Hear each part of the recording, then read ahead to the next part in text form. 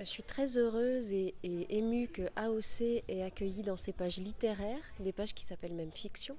un texte que moi j'ai plutôt pensé comme une sorte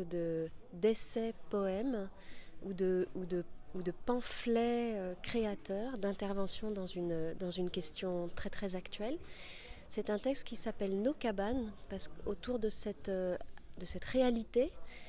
et de cette figure de la cabane, j'ai eu le sentiment de voir se nouer beaucoup de choses qui m'importent. La première chose, c'est la gratitude, l'admiration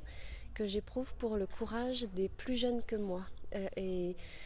ceux qui appartiennent à une génération qui doit faire face, depuis qu'elle va à l'école, en gros, à l'idée qu'il n'y a pas de place pour elle, qu'elle, qu'elle est dans une sorte d'espace de limbe où chacun de ces jeunes gens doit attendre d'être sélectionné pour avoir le droit de travailler, pour avoir le droit d'habiter, pour avoir le droit de s'imaginer un futur. Et je trouve que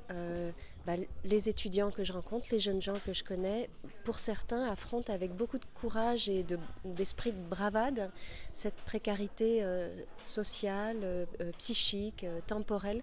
de la situation qui leur est faite. Et pour, euh,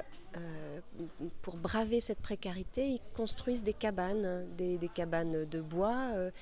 sur les ZAD évidemment,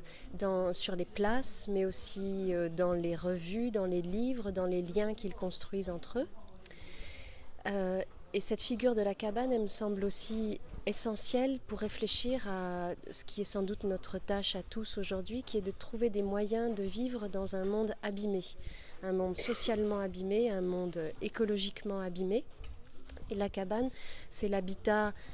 précaire, co-construit par le pire de ce qui est infligé aux gens les moins dotés, disons, et expulsés de toutes sortes de situations, co-construit par le pire et par les gestes qui sont opposés à ce pire.